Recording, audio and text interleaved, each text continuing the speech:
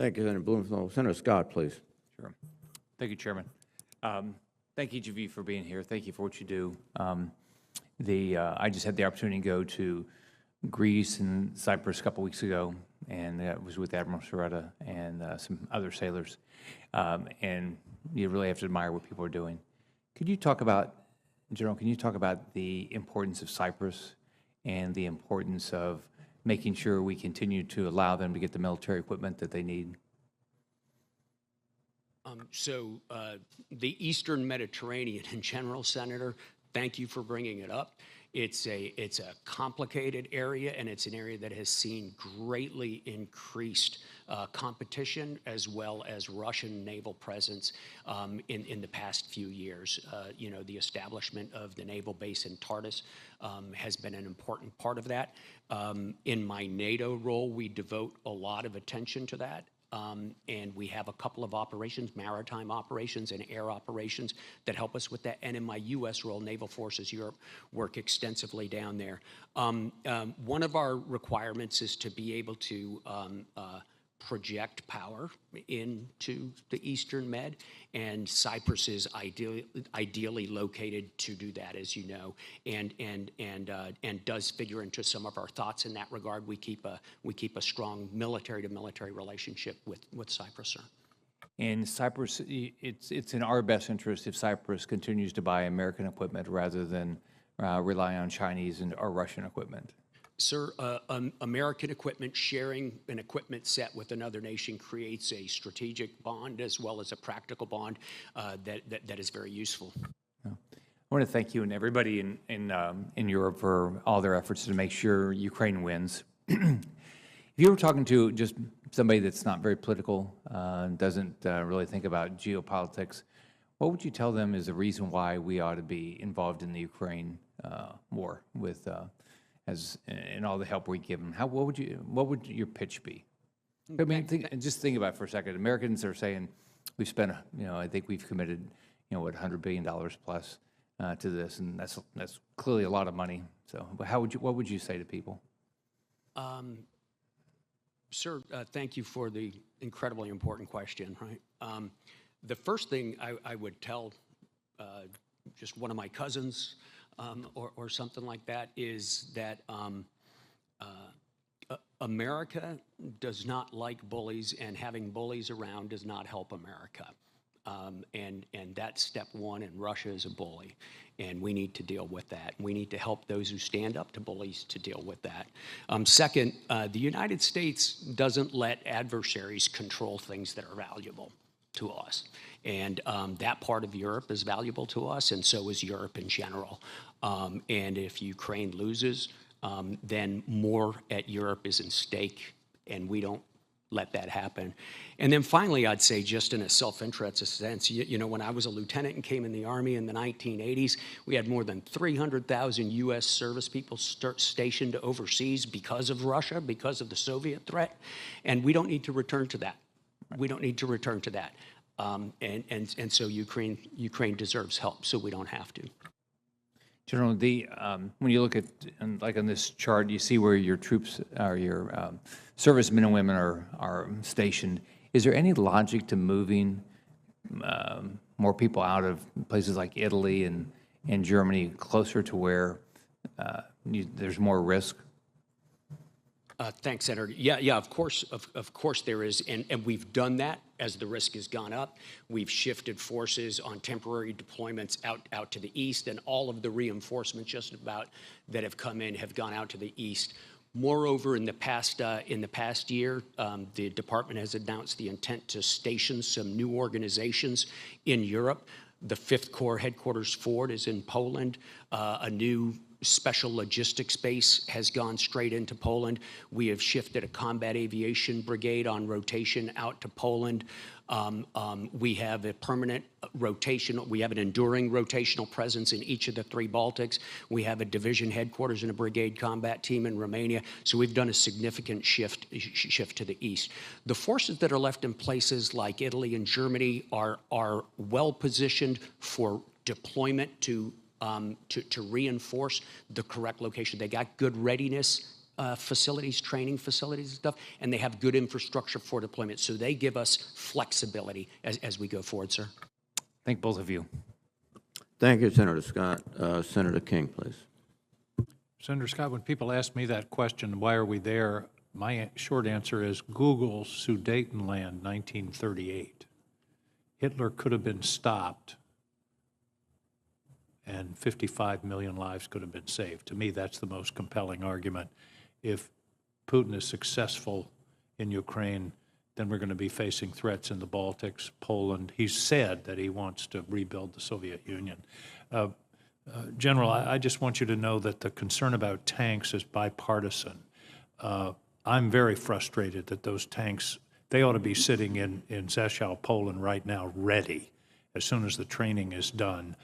This counteroffensive that everybody is talking about, it's the longest wind-up for a punch in the history of the world, is going to be trench warfare, and it's going to involve tanks. That's why the tank was invented at the end of World War I.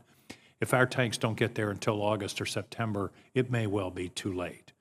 And so I just want to urge you to urge, I know you both have done an amazing job of logistics and working with the Ukrainians and integrating and supplying them with what they need. But this tank story is not satisfactory. The decision's been made.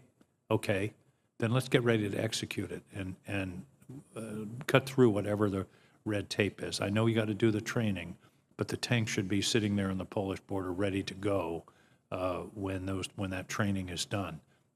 So I just hope you'll take back that this is a bipartisan concern on this committee. That you know, coming in at the end, after the counteroffensive is just that will be looked on as a tragic mistake.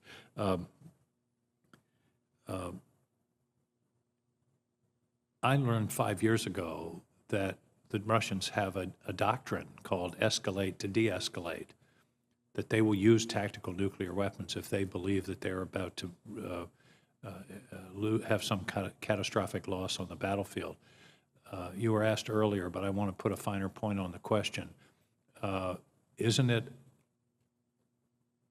at least within the realm of the thinkable that Putin would use tactical nuclear weapons if indeed he felt that Crimea was at risk, or if there's a significant breakthrough by the Ukrainians in the south and east? Thanks, Senator. It has certainly been mentioned by members of the Russian government as well as by observers on the Russian political scene. That is the potential or the possibility for using nuclear weapons. And this is part of their military doctrine going back before this invasion. Yeah, yes, sir. The exact conditions under which they would do that, I think, are not completely known. And might not be completely known to them. They might look good on paper, but then when the moment comes, it might be harder to decide. Well, we have some insights into it, Senator, that I'd be, of course, eager to share with you in closed session. But again, as I said a few moments ago, our deterrence, our escalation management so far, as well as our deterrence, have held very well so far, and I feel comfortable where we are right now. Deterrence is the key. They have to understand that there will be a response that would be very costly to them. Deterrence is the heart of our, as you know, of our entire military strategy. Iron Dome. Wouldn't Iron Dome help? Why don't we have Iron Dome in Ukraine? Sir, Iron Dome clearly could help. And the things that we have provide help also. Oh, I agree. But Iron Dome seems to be particularly calibrated to the kind of low-level attacks that are coming in by drones and missiles. Yeah, I can't speak to exactly why Iron Dome in particular is not there, sir. If I could defer that to the working group that develops those solutions. I would, if you could take that for the record, I would really like to know, because we certainly helped to fund the development of Iron Dome, and it just seems to me that it fits in this situation, and we've moved Patriots in, and as you mentioned earlier, air defense is one of the most crucial things that the Ukrainians need. So I would like if you could take for the record some thoughts on how we could move forward with Iron Dome. I sure will, Senator King. Thanks. And you talked about China. It seems to me China can play either a useful role or a destructive role. And the jury is out on which direction. We've seen some hopeful diplomatic moves in the last 24 hours, but if they start supplying significant material to the Russians, that also could tip the balance in the wrong direction. Would you agree to that? I absolutely agree with that, Senator. Thank you. Thank you, Mr. Chairman. Thank you, Senator King. Senator, I believe Senator Budd. Thank you, Mr. Chairman. And again, thank you both for your service. It's great to have a former Deputy Commanding General of the 82nd Airborne Division before the committee, so thank you for your service, especially in North Carolina. General Cavoli, I have a few questions I'd like to ask about our foreign military sales process. And I've asked these questions, similar questions, of other geographic combatant commanders, and I'm hoping to finish this up with you. I'd appreciate, on the first part, just yes or no on each one, and then at the end, I'll have opportunity for you to expand, if you would. So is the current foreign military sales process, is it fast and flexible enough to meet our foreign partners' security needs in your area of responsibility? No, Senator. Does the transfer of U.S. defense articles build our partners' capacity to provide for their own defense? Absolutely, Senator. Does the FMS increase the interoperability between the U.S. military and those countries we sell defense articles to? Absolutely, Senator. It's one of the most important aspects of our foreign military sales. Thank you. Given the outstanding performance of U.S. defense systems in Ukraine versus the lackluster performance of Russian systems, are you seeing an increase in FMS requests from our European allies and partners? Without a doubt, Senator, there is an enormous appetite around the world for U.S. armaments right now. Thank you. And what particular systems are in demand right now? Sir, the ones that have been on display, the HIMARS system, the Gimler's rockets, radar systems, the Patriot missile system is in high demand, but I would point out that just about all U.S. armaments are looked upon around the world with great desire. There's great appetite for them. Thank you, General. And from your view, how are these FMS challenges impacting strategic competition with China and Russia on the European continent?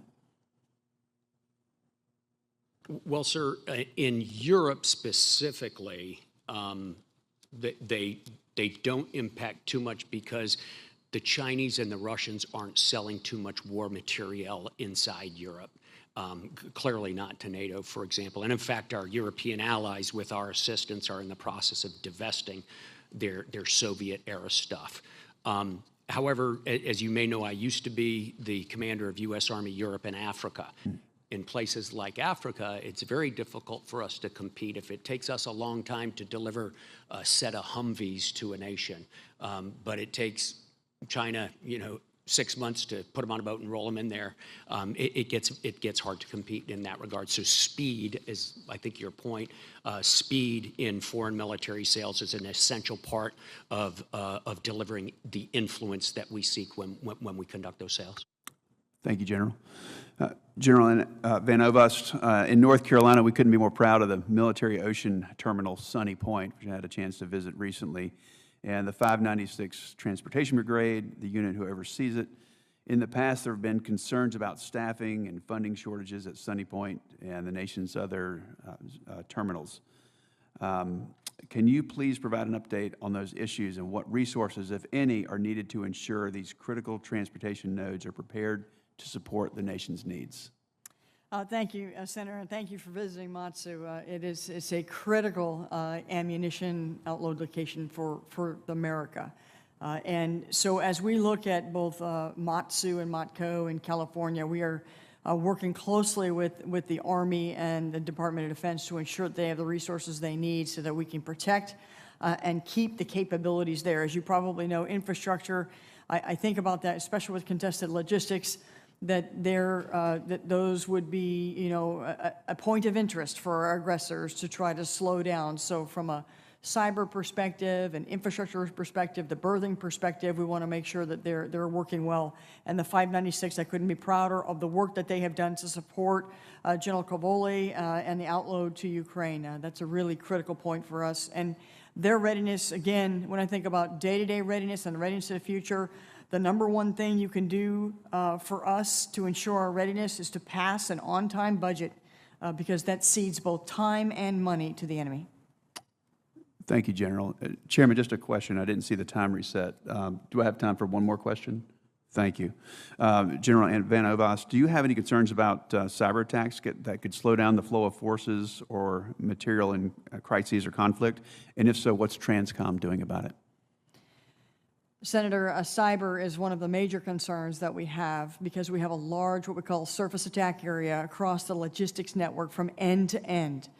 So we are looking very closely at cyber hardening practices, not just in the U.S., not just on the Department of Defense systems, but our civilian systems within the defense industrial base and with our allies and partners. So it is critical that we stay focused on that, and we have. The other thing is our ability to command and control.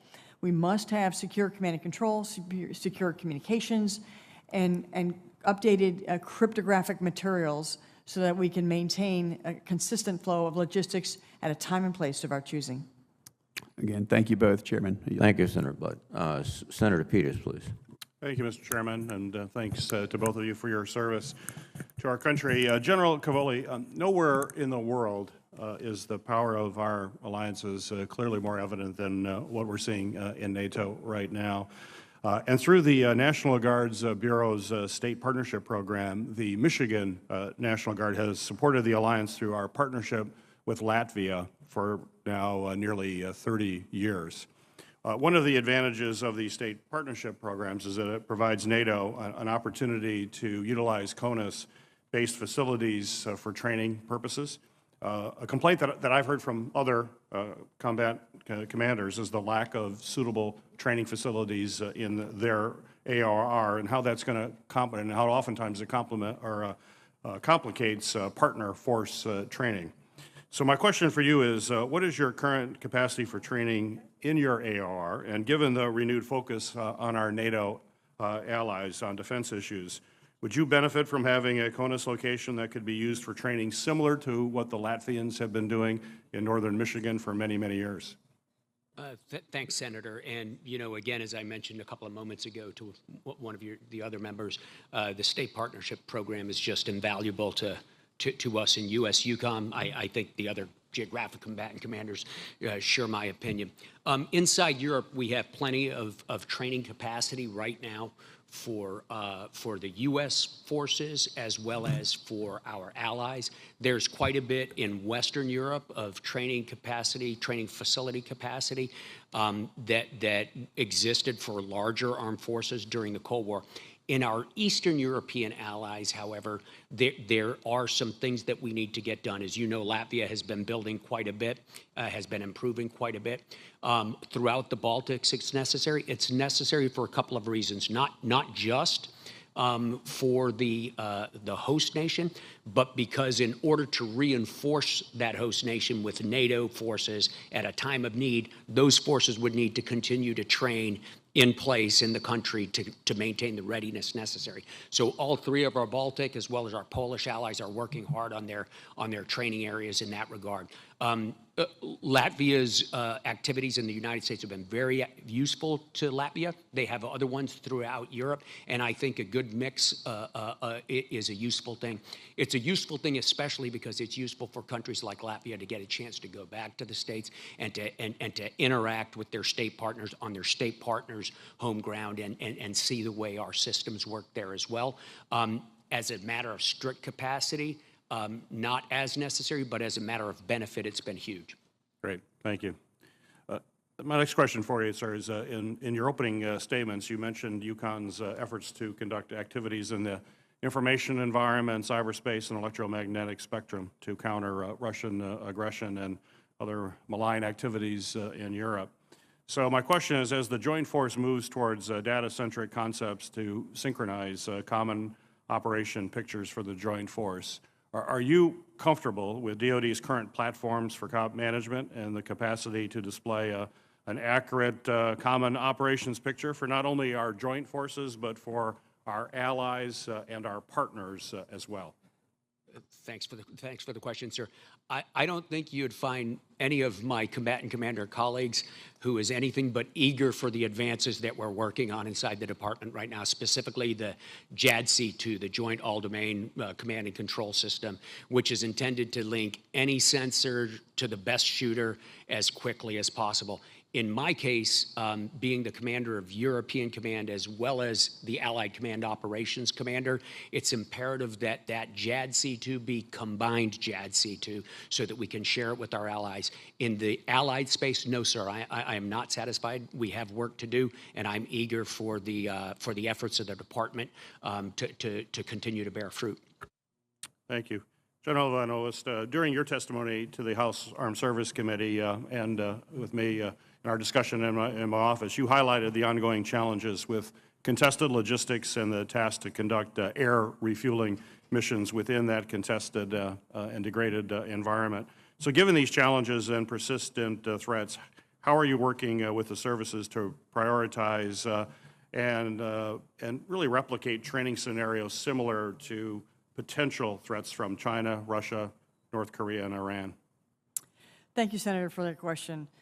Contested logistics is first and foremost in our minds on all of our development, our requirements development, and our exercise development out into the future, especially in things like air refueling, which is my most stressed ability. We are working to try to first understand ourselves. We are using what we just talked about here with JADC2 to understand where our data is, the ITV to understand what is going on, what's in motion, and we're beginning to develop predictive analytics to understand what needs to be moved in a predictive manner so we can marry up our scarce resources with the highest priorities, something like we're doing today with Ukraine, being agile enough to change out our priorities. So I think about the exercise, as we lay down the exercise, we're trying to get after those gaps, giving them hard problems to solve, loss of command and control, loss of precision navigation and timing, trying to get understanding of commander's intent all the way down to the tactical echelon. And we're doing this not just in Europe, but across all of the continents. And we have a heavy, heavy emphasis in the Indo-Pacific. Thank you. Thank you, Mr. Chairman. Thank you, Senator Peters. Senator Schmidt, please. Thank you, Mr. Chairman.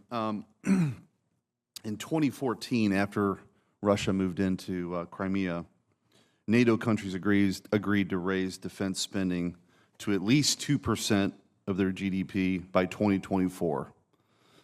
Last year, 8 years after that pledge, only 7 of the 30 NATO countries met that goal. Prosperous nations like France and Germany still lag well behind that goal.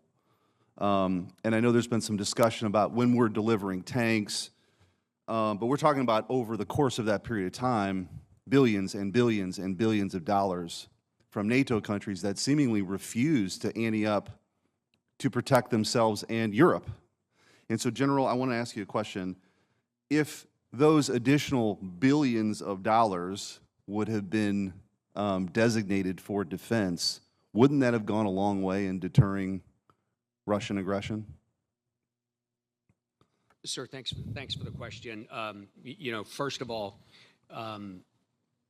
you would have to look pretty far to find somebody who was a bigger advocate than me of all our allies spending 2%. In fact, in my confirmation hearings, I made clear that I consider 2% to be a floor. Right. There are shopping lists that have to be filled out there. There are readiness requirements that have to be filled out there, and they're going to require money, and I believe 2% is a floor, not a ceiling. Where we are right now, so in 2014, we had an average spending of 1.4% of GDP, sir, across the alliance. Now we're at 1.8%, which is still short. We've got 10 allies with the addition of Finland this year. We've got 10 allies who currently spend 2% or more. We've got 11 allies who have a credible plan to get there, some of them enshrined in law, to get there by 24, which was the goal, but that leaves 10. And yeah, and I have to tell you. I encourage them to. Yeah, and I know you're in kind of a unique position with your role, but I have to tell you, You know, in the United States, I think it's like 54% of the share of the GDP of all those NATO countries, and we provide 70% of the funding. I think the American taxpayer is getting a little weary, essentially, of subsidizing these Western democratic socialist states. So when they're not investing in their military to defend their backyard, they're using that money on social programs that we may or may not agree with, but yet the United States continues to have to hold the bag. And we're having legitimate questions today about delivery of weapon systems, but I would argue that if they were actually meeting what they should be doing on their own continent, Russian aggression would have either been deterred or, you know, Ukraine would have what they need. And I want to ask about one country in particular, France. You know, President Macron recently visited communist dictator Xi and said that it's not in Europe's interest to strongly support Taiwan and stand allied with the United States. I find this comment, by the way, totally insane. Do you have a sense that France is on their way to meeting their NATO obligations, this amount of funding? Because that's a pretty bold statement for the president of a country that kind of refuses to live up to their own commitments. Senator, I of course, you know, read the coverage of those comments and everything, and I think I'll leave commentary on them to my civilian leadership. Fair enough. I am a huge advocate of burden sharing, sir, and I believe the plans that we're working on in NATO will create the blueprint to get to that. Well, that's probably a question more for Secretary Blinken.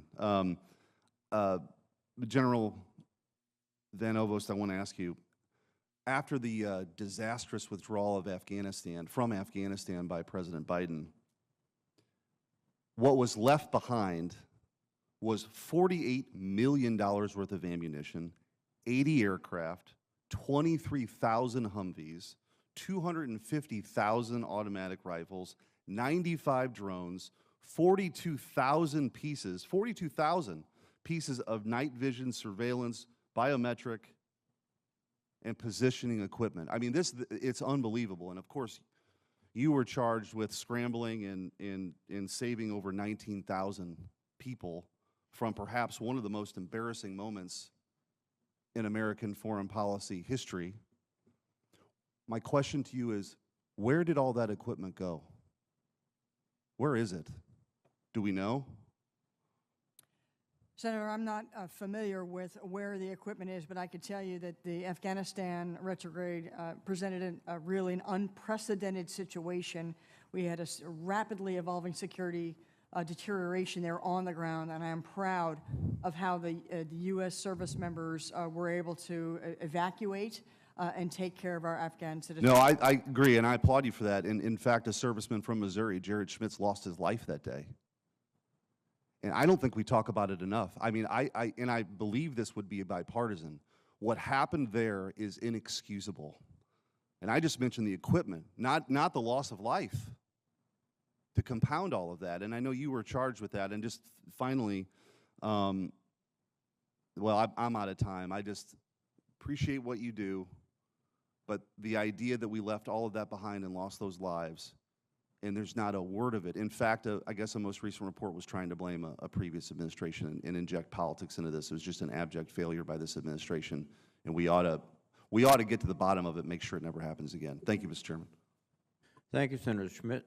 Senator Kane, excuse me, Senator Rosen, thank you. Thank you, Chairman Reed.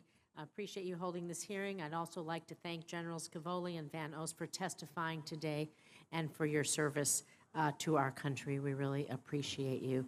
And General Cavoli, I want to talk a little bit about Ukraine, obviously, with both of you, and a potential Ukrainian counteroffensive, because Russia has committed significant manpower and equipment to launch offensives in Ukraine this past winter. We know that. Their gains have been limited, and their losses, we also know, have seemed to be significant. Nonetheless, the defense of these towns has not come without cost to Ukraine. And so my colleagues have been asking about sending equipment to Ukraine, talking about the counteroffensive. You've been speaking about that, and I just want to build upon that for a moment. So let's just include drones in the conversation, right?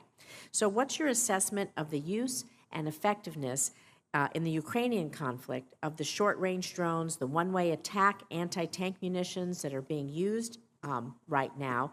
And could you also speak to what lessons we've learned about these kinds of weapons for our own force going on in the future and our defense industrial base? Thank you, Senator. That has been one of the most interesting developments in this conflict.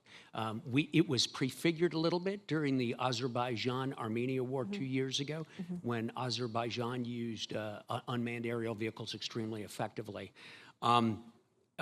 Both sides are using them very extensively. Both sides are using surveillance drones as well as armed drones as well as one-way attack drones.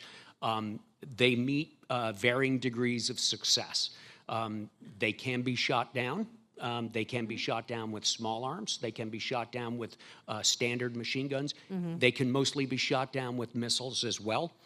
They can also be stopped with electromagnetic interference, and we see that going both ways. And that's providing a very good learning experience for us as we consult with the Ukrainians, and we're incorporating those through our services and through our commands. We're incorporating those lessons to stay ahead of that EMI interference especially. Some of them have been proven very effective as weapons, and some of them have proven pretty effective. We have been in an iterative improvement cycle with regard to U.S. supplied drones, ma'am.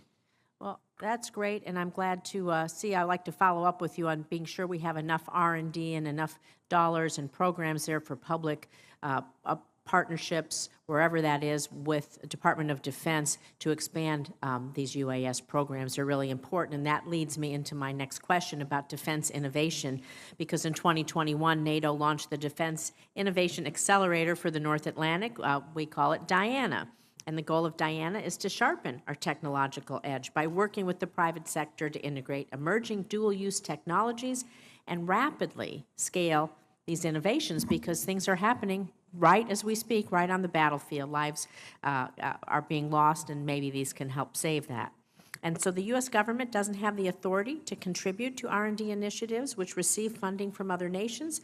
So we would need to provide specific authority to allow the U.S. to make contributions to NATO DIANA by this October for us to have the opportunity to be a full participant. So General Cavoli, again, would you support Congress providing the authority for us to contribute to DIANA and really be that innovator? And can you speak of the value for us to be part of this group with the entire NATO alliance? As you know, Senator, DIANA is emerging right now. Yeah. So far they've got about 54 initiatives that they're working on, but the budget is fairly small.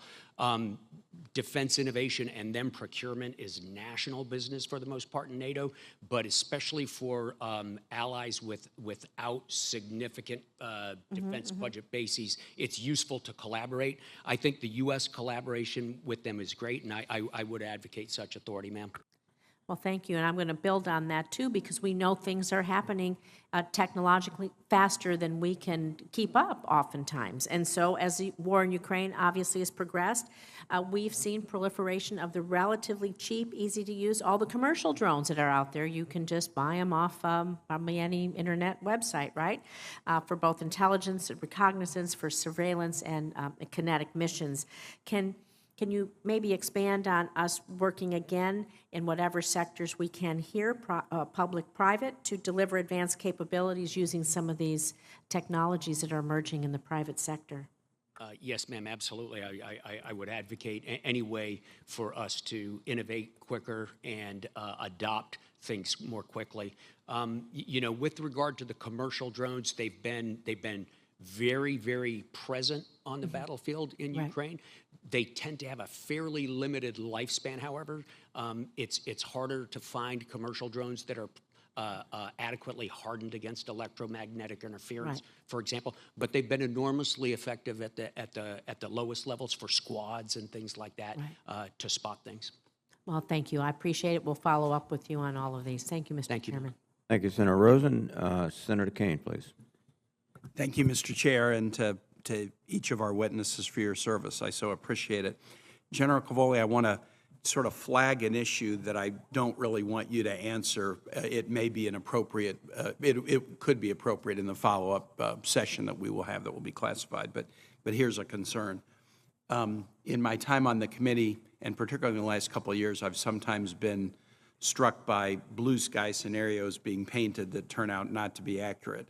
A blue sky scenario about the capacity of the Afghan security force in the aftermath of the withdrawal turned out to be vastly overstated. And there was somewhat of an overestimation of the likelihood of Russia being dominant in the early days of the Ukraine investigation. Thank goodness that proved not to be true. But in each instance, sort of what we were being told, the capacity of our intelligence about the capacity of another military turned out to be overstated. The reason I'm just flagging this now in the Eucom domain is I've been part of 3 classified briefings about Ukraine, one in Foreign Relations on January 25th, 2 in SASC on February 2nd and March 2nd, where certain predictions or assessments were made about Ukrainian capacities, the potential for the counteroffensive. When the leaked documents have come out, I've not looked at those documents, but I followed the public accounts of it. A lot of the accounts of the documents suggest internally in the Pentagon maybe more skepticism than we were being messaged in the meetings that we had. And again, I don't think the right time is to talk about this now, but I hope during the next session that we have, we may dig into that a little bit, because I want to make sure that the assessments being given to this committee are, the best current information, so that we are not led to believe one thing when there may be a lot of folks in the Pentagon thinking something else. And so I'll leave that there if I could, but I do think it's something we ought to discuss in the classified setting. I look forward to that, sir. Great. General Van Ovost, I have got a couple for you. In the Indo-PACOM, our ability to access logistics support is going to be absolutely critical. And there are some challenges because of distances across water that are not necessarily challenges elsewhere. How is Transcom considering supporting the joint force in a contested logistics environment like the Indo-PACOM?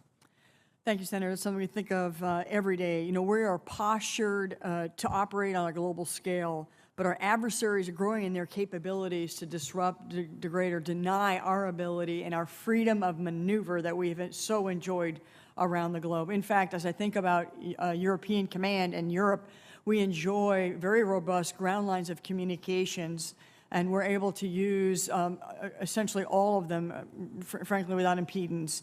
As I think about the Indo-Pacific, we're going to be using more of fast sea lift and air than we would be in ground like we're seeing. So we have to change our tactics, techniques, and procedures.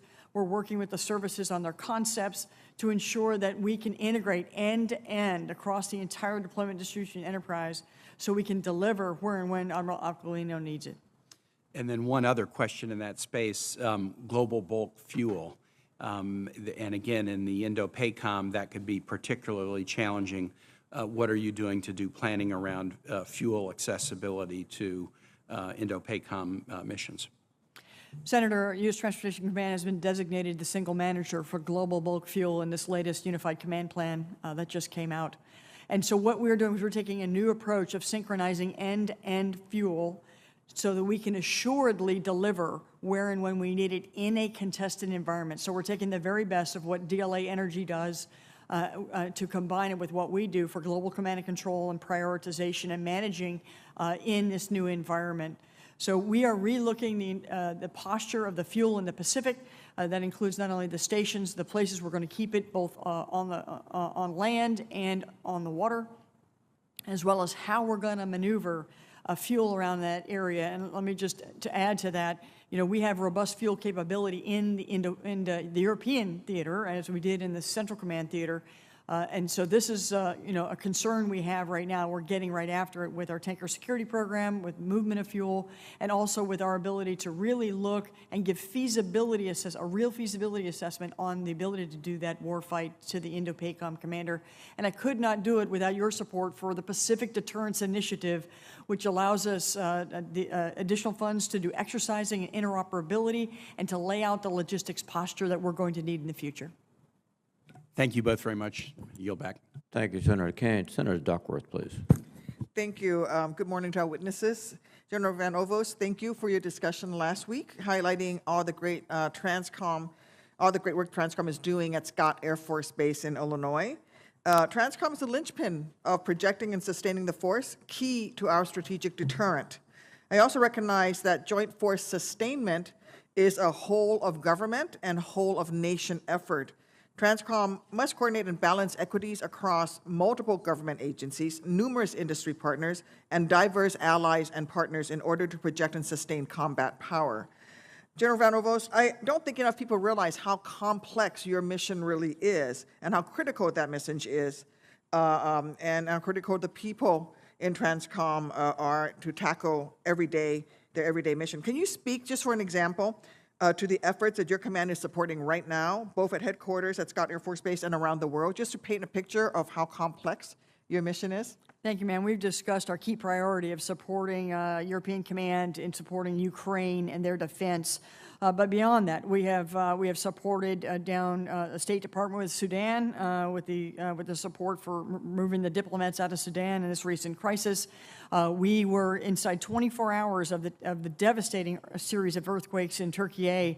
Our ability to launch out within 24 hours the urban search and rescue teams with the dogs and the cement breaking equipment to get to their rescue, as well as deliver a 100-bed field hospital.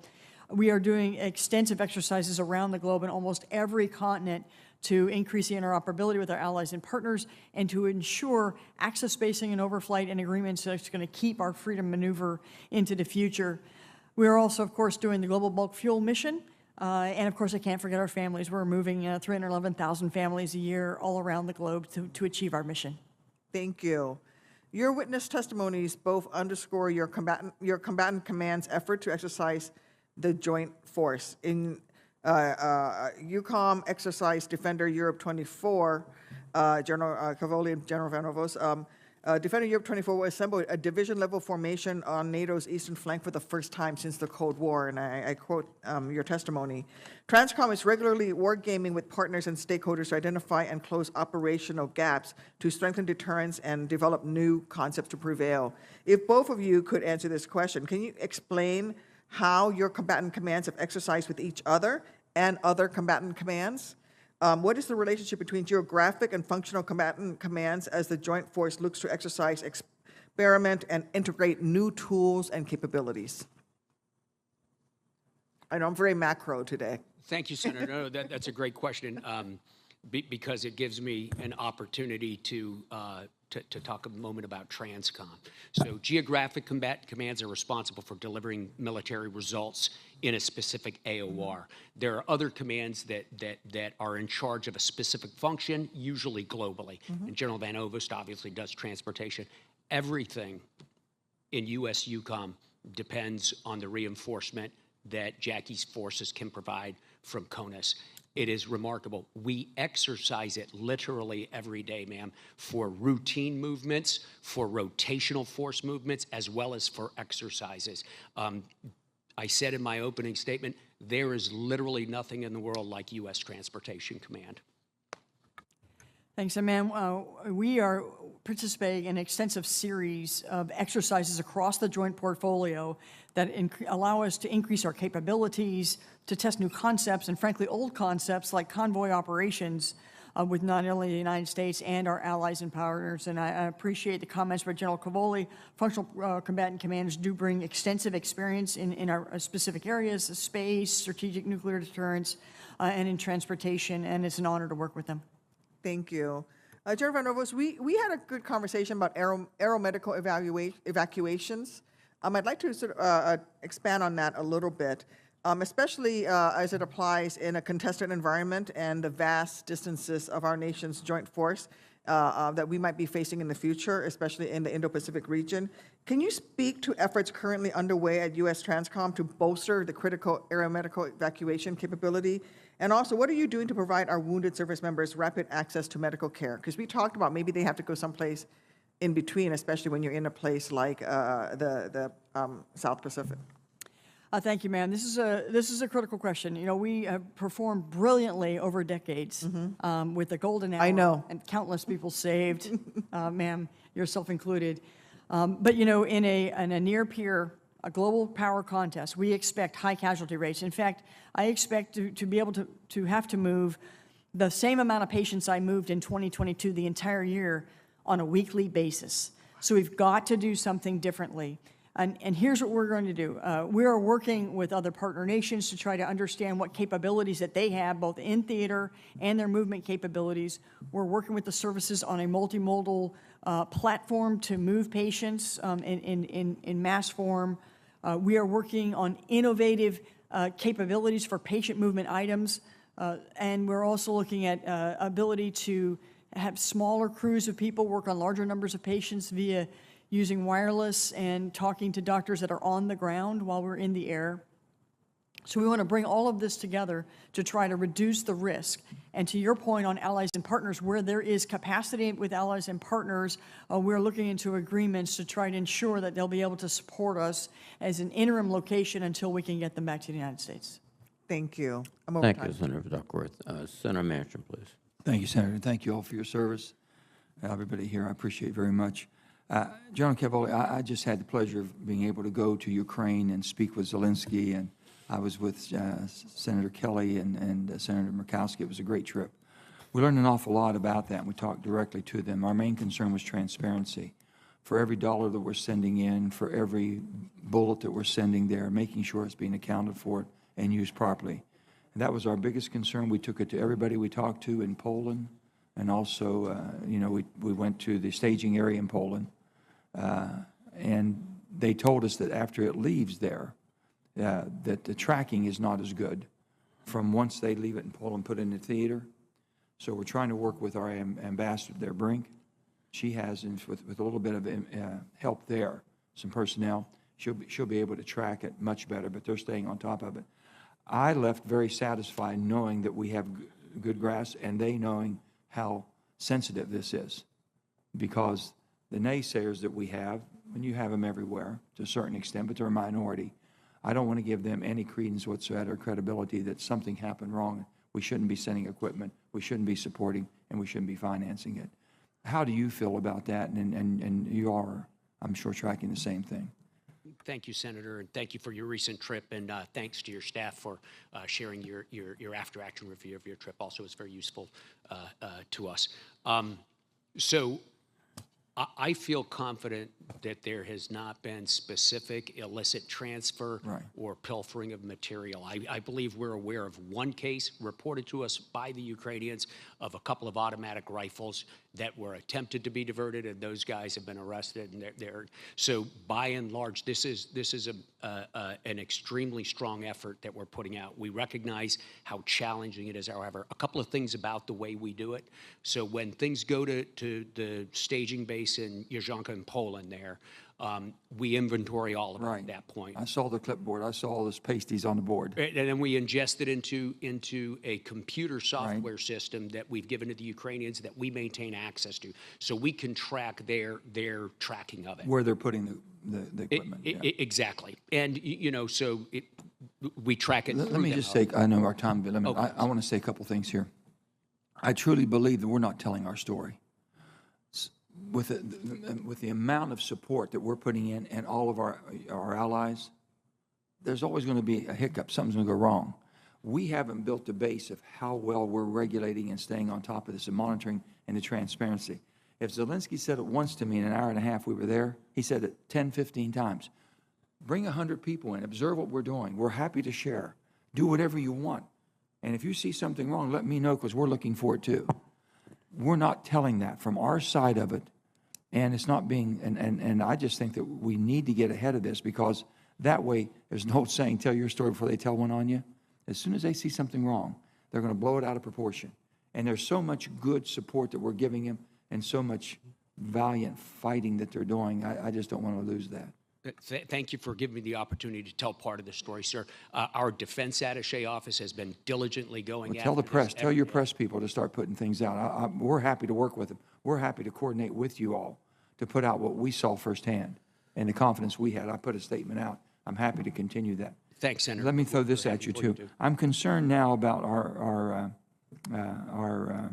Baltic allies in Albania, Bulgaria, Croatia, Montenegro, Northern Macedonia, Romania, and Slovenia. They're all kind of tied into this Turk Stream, okay? The same as the Nord Stream is tied into Europe. They're tied into Turk Stream. We know exactly what Putin will do. He used energy as a weapon.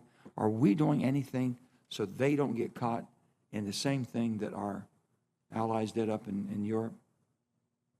Sir, thanks. So, of course, the closure of Nord Stream and the weaning off of Russian gas through much of Europe has been an incredible success story of the last year. It is not universal, however, as you point out. We got a lot of vulnerability down here, and he'll have the same playbook. And it's exactly, sir. It's the exact same playbook. So we work with them to wean off it. We're not the lead agency on that. I'd defer to the Secretary of State or the Department of State for specifics on what exactly they're doing. Okay. But we are operationally not dependent. I'll reach out to them because I'm chairman of the Energy Committee. Yes, sir. We want to do everything we can to basically back them up so they don't get caught exactly like our European allies did. Strategically, it would be very welcomed by Eucom and NATO. Can you briefly comment on developments regarding Turkey's relationship with NATO? I just can't believe that here they are holding up the Swedes, okay, made it very difficult for the Finns, and they're playing footsies with the Russians. Makes no sense to me at all. Sir, clearly there's a lot of policy wrapped in there, and I'll defer to my civilian leaders on those questions. I would point out, sir, that there is a sharp difference between our military relationships and our other relationships when it comes to some countries. And I was just down in Antakya with the Minister of Defense and the Turkish Chad a couple of days ago, looking at the humanitarian assistance that we've provided through the U.S. and NATO for the earthquake. And I would just point out there's a pretty distinct difference between our military relationship. I'm so sorry, Mr. Chairman. Please. But didn't they acquire the S-400 from the Russians? Oh, yes, sir, yeah. And they canceled F-35s? That's exactly right. Yeah. Okay. So you think I need to take this in a different direction? I got you. I got you. I know. The policy issues, sir. I got it, sir. I got it. I will, too. Thank you both, and thank all of you for your service. I appreciate it more than you know. Thank you, Senator Manchin. General Cavoli, General Van Ovost, thank you for your testimony. I look forward to the closed session, which will reconvene at 12:30 in SVC 217 after the address by the South Korean president. I'm sure one of the issues that might come up is the Abrams tank. I understand that there are some significant issues involving transferring Abrams tanks to any place in the world, one of which I think can be publicly discussed here is that it operates on something closer to jet fuel than diesel, which makes the creation of independent supply lines by the Ukrainians essential to use.